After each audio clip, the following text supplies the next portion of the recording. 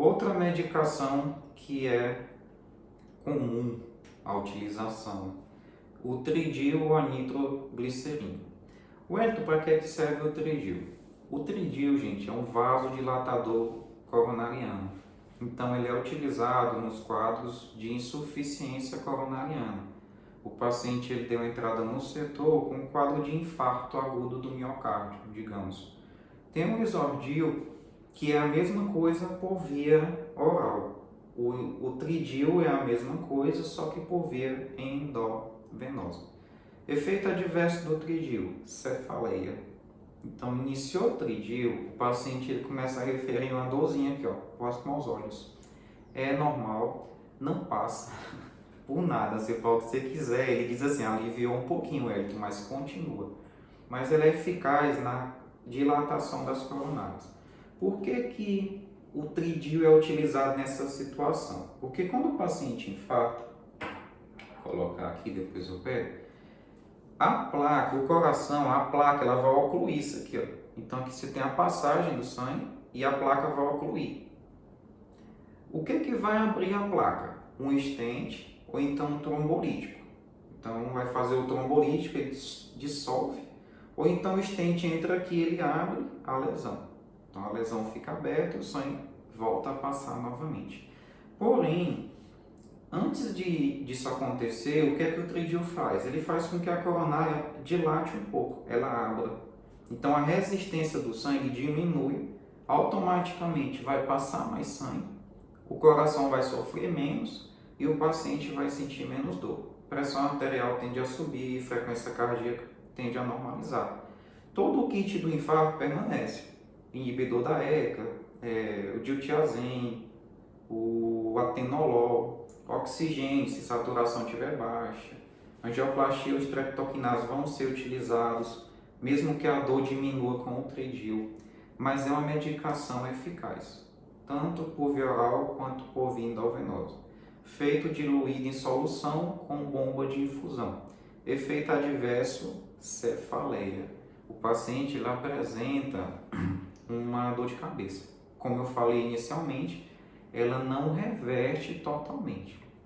Como essa dilatação ela também tem um efeito discreto no sistema neurológico, é como se o sangue ele entrasse com um pouco mais de intensidade a nível de sistema nervoso central e determina um discreto aumento da pressão intracraniana. Tem alguns estudos que não apoiam esta tese, né? Mas alguns bem confiáveis, eu me baseio neles para explicar esse mecanismo. Eles justificam a cefaleia por conta disso. Bom, outra medicação que é muito utilizada é a morfina. Aqui nós temos uma ampolinha de 10 mg por ml. Cuidado quando for administrar morfina. Você nunca faz uma ampola de morfina em ninguém, gente. Sempre o médico diz assim, quando ele fala 1 miligrama, a pessoa confunde e faz 1 ml. Eu te digo isso porque eu já vi, né? Se você pegar, você que está assistindo o vídeo, você pode ser uma pessoa malhada, halterofilista, tem 110 kg de massa muscular. Se você pegar uma ampola de morfina e fizer na sua veia, você apaga, a sua pressão fica baixa, você começa a suar frio, sua face fica pálida. Então, na prescrição, alguém tem um câncer. Então, ontem nós tivemos um caso de angioplastia de membro inferior. Paciente diabético, fumante, e o dedinho do pé estava à beira de ser amputado. Aí foi feita uma abertura do vaso da perna com stent. Muita dor. Uma senhora, 62 anos, e foi feita morfina. O que é que o vascular colocou lá? 3 miligramas a critério médico. Falei com o médico, doutor, o paciente está com dor, pressão está alta, porque ela estava realmente desconfortável. Aí ele disse, pode fazer. Como aqui tem 10 miligramas por ml, não sei se vai ficar legal para você conseguir ver. Tenho até um receio de estar invertido, mas tem 10 miligramas por ml. Então, quando você pega isso aqui e dilui para 10, a cada 1 ml você tem 1 miligrama. Então você faz o quê? Ele não quer ter 3 miligramas, você faz 3 ml da solução decimal.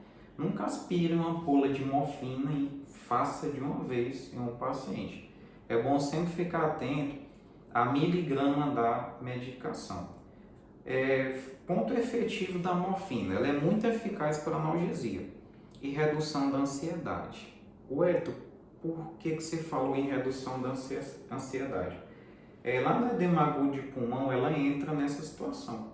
Ela reduz pós-carga do paciente, o coração começa a bater com a tua resistência reduzida e ela reduz a ansiedade decorrente do edema agudo de pulmão.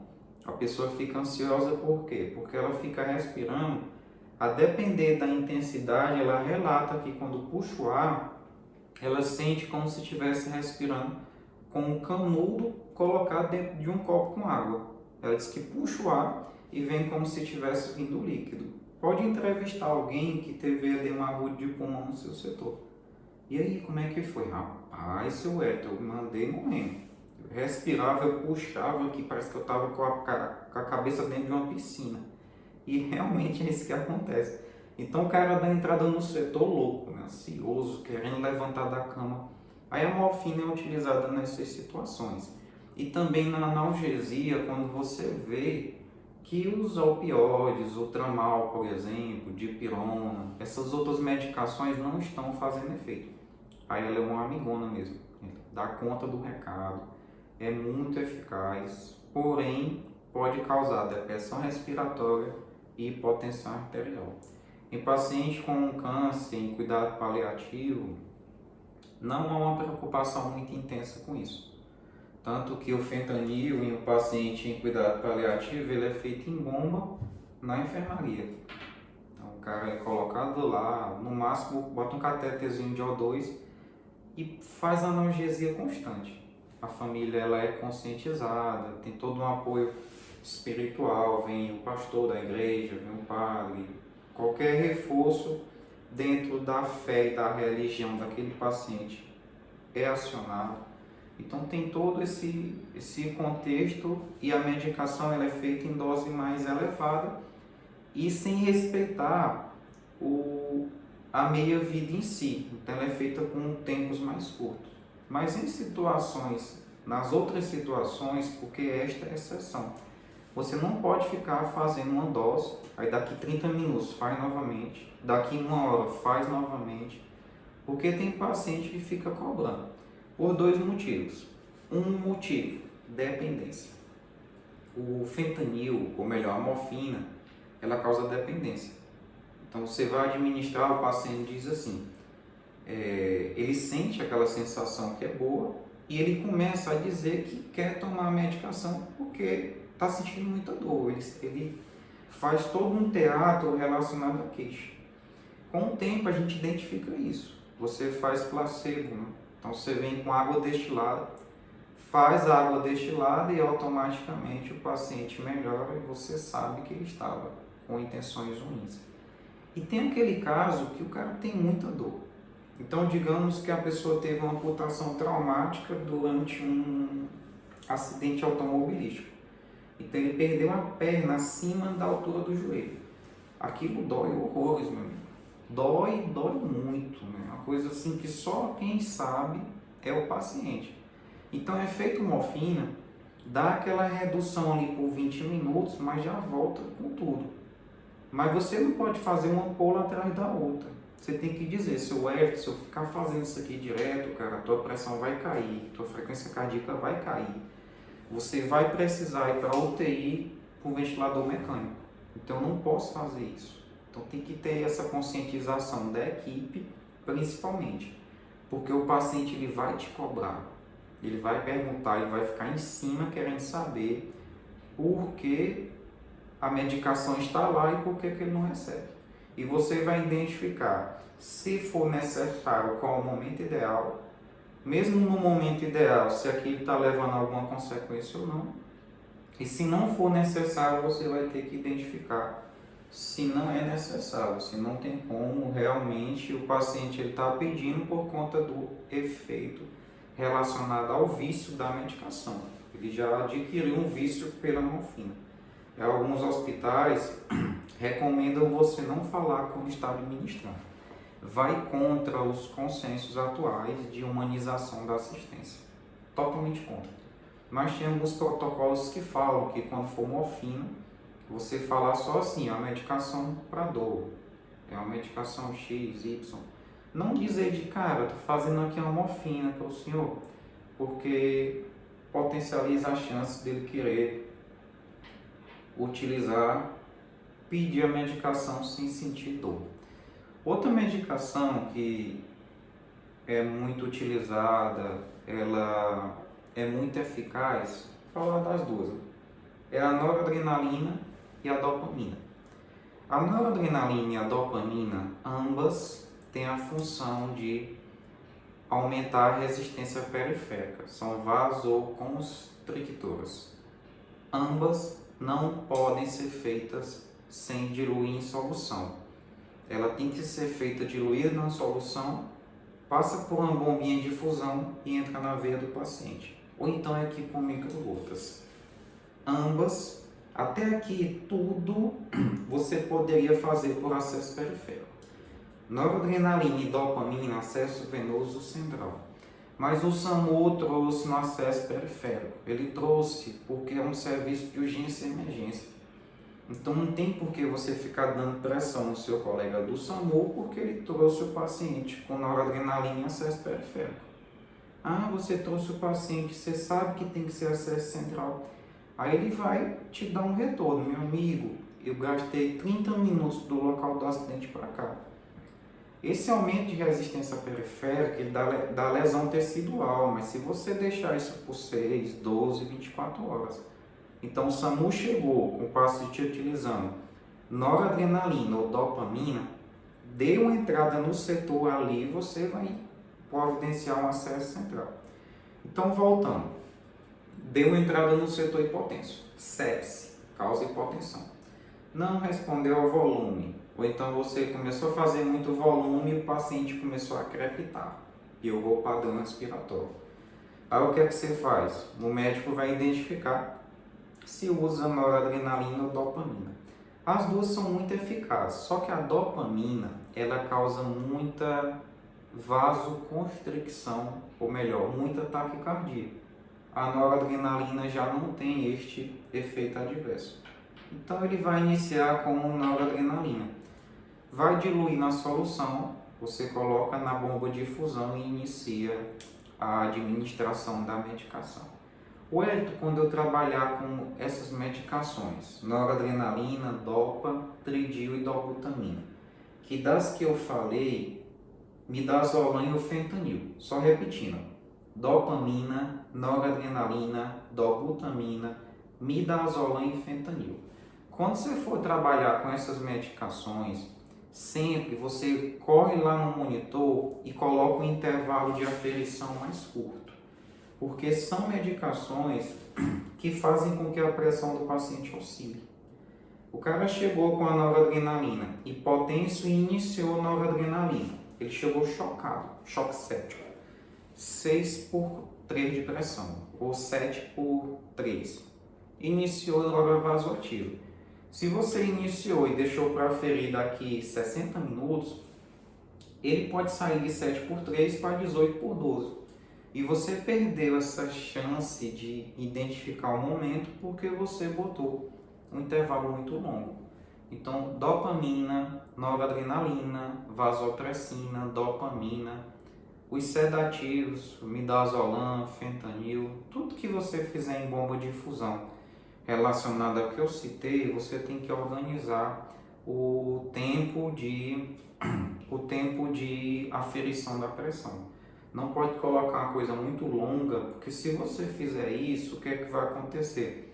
O teu paciente ele pode ter uma alteração pressórica, você perde o tempo que isso aconteceu e pode ser que você, querendo ajudar, acabe conseguindo melhor, tendo um problema no seu paciente sem você conseguir corrigir em tempo hábil.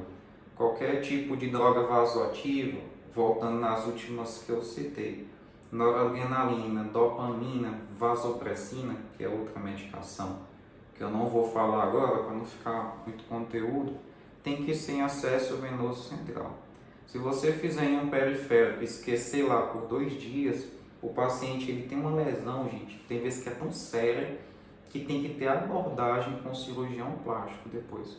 Aquela região tem que ser retirada, tem que tirar pele de um outro local, colocar ali, fazer um tratamento. Ou então acionar um enfermeiro que é especialista no tratamento de lesões, ele vai vir, vai indicar as coberturas. A família vai questionar, porque é algo que a família sabe que não está certo. Né? Como é que eu dei entrada no setor porque eu tenho uma alteração X e do nada apareceu um ferimento no local que estava o soro? Né? Pra você ter ideia, a família questiona a flebite, né? Então a família não é boba, né? Ela sabe que um paciente com acesso venoso e ficou tudo vermelho e o paciente na última administração da medicação relatou, tá doendo aqui. Não, mas é porque é isso mesmo, é a medicação que dói. Ó, não estou sentindo bem, tá doendo. No outro dia chega lá, o acesso venoso foi trocado para o outro lado. A filha da paciente que estava no dia que ele reclamou chega e está lá, vermelho, tudo quente, está tendo que usar compressa, alguma coisa do tipo. A família cai em cima. Aí fica todo mundo falando que o pessoal é exigente, que essa família é muito isso, aquilo, mas é porque falhou. Falhou, a consequência foi em cima do paciente e ele tem as pessoas que gostam dele ali. Né? Então tem toda uma defesa que é acionada a favor do paciente. E tem coisas que você não pode falhar. Então você pegar uma ampola de midazolam no momento da intubação, diluir para 10 e fazer toda de uma vez em um paciente que só precisa de metade, é falha. Você pegar uma dobutamina e iniciar em um paciente, ela vai desencadear um ataque cardíaco e administrar a miodarona para poder tratar uma taquicardia sem usar o pós-início de dobutamina é falha também. Morfina, o médico pede 10 miligramas, pede 1 miligrama. Aí você se atrapalha e acha que 1 miligrama é 1 ml, ampola. Aí você não fez 1 miligrama, você fez 10 miligramas. Droga vasoativa, noridopa, o médico diz assim, inicie noradrenalina. Você pega uma ampola inteira e faz direto na veia. Aí você tira o seu paciente do 7x4 e joga ele em 24x12.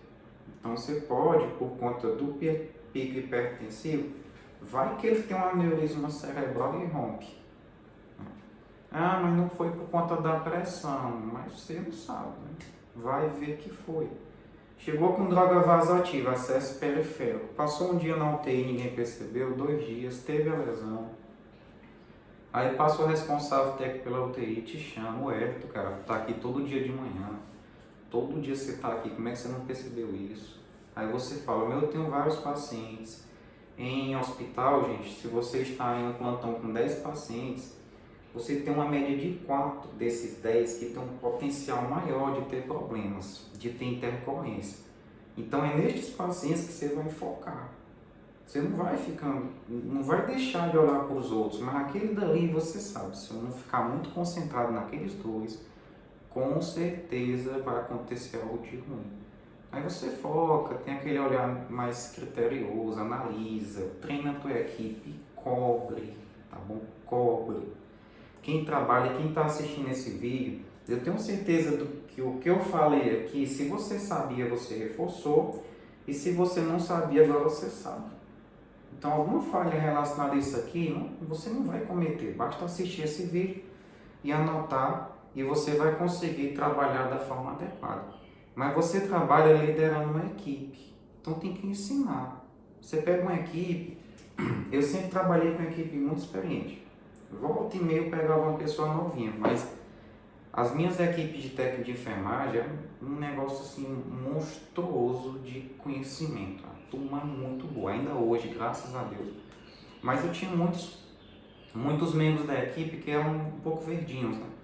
Então esses aí eu ficava mais atento, ia colocar a medicação, encostava ali, ensinava como é que posicionava. Bomba de infusão, hoje elas têm um clipe, mas as antigas elas tinham só um rolete. Quando tu tirava, automaticamente a medicação descia toda. Hoje não, quando você tira do roletezinho que fica infundindo a medicação, o equipo trava. Aí a medicação não desce. Por que foi feito assim? Porque tinha acidente antigamente. Aí não funciona mais dessa forma. Bomba de infusão, quando a medicação começa a entrar e tem ar, ela trava, ela começa a alarmar. A na linha, equipe fechada, obstrução, pré-bomba de infusão, pós-bomba. É um negócio assim fora da curva, é muito bacana. Eu espero que este vídeo tenha te ajudado, tá bom? Na próxima aula a gente vai falar sobre pegadinhas relacionadas ao uso de alguns dispositivos, como sonda vesical, sonda gástrica, como é que você deve utilizar, alguns erros, qual a numeração adequada, por que o enfermeiro não deve utilizar um guia de sonda vesical. Sonda vesical teve uma obstrução no pós-operatório de cirurgia urológica. Eu posso retirar a sonda e repassar ou não posso? Se eu quiser repassar, quais são as consequências? Até que ponto eu posso continuar tentando? Tudo isso eu vou te ensinar na próxima aula. Espero que você esteja conosco, tá bom? Esse conteúdo de hoje, se você achar que te ajudou, divulga para os colegas, falem para poder comparecer aqui com a gente. O maior prazer estar aqui com vocês, compartilhando um pouquinho do que eu sei. E eu espero que esse conteúdo tenha sido positivo para você, tá bom? Então, um grande abraço e até a próxima aula. Tchau, tchau!